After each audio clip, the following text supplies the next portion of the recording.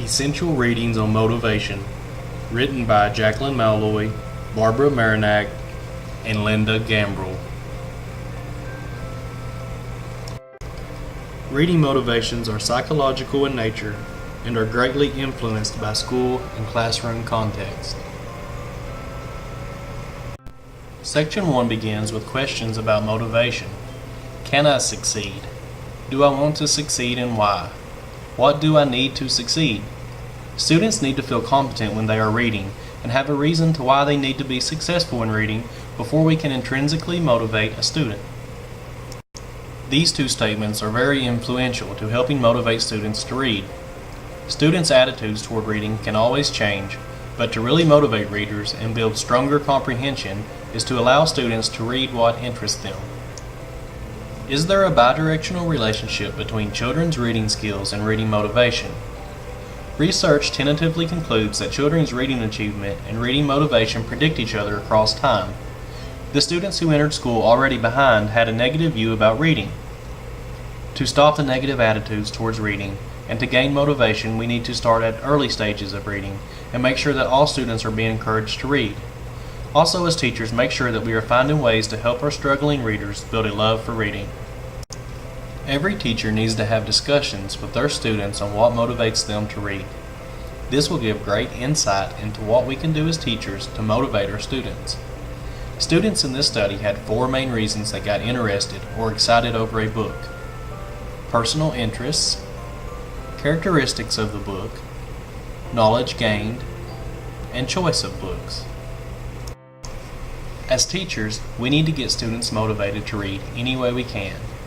Some recommendations are self-selection, which is allowing students to choose their own books, 3-piece kits, where teachers collect different types of texts to explain subjects to students, self-discovery bookmarks, in which students mark their genres and interests and go to the library to choose books, and a major component is access to books, ensuring children have access to a variety of books that meet their interests and needs.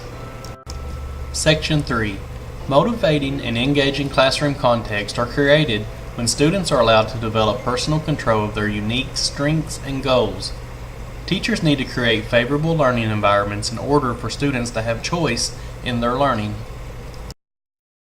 Jacqueline Malloy, author of Essential Readings on Motivation, suggests that teachers need to learn their students' literacy personalities and in turn appeal to their affective and cognitive characteristics in order to know how to begin to create a learning environment that meets their needs.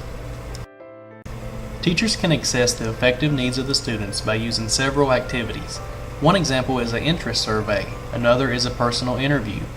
Once the affective characteristics are determined and met, the cognitive needs are usually met. The affective characteristics correlate with their literacy personalities. What about students with special needs?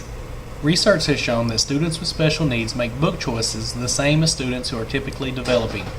They choose by subject matter, popular authors, characters, cover illustrations, title, and movie and TV shows.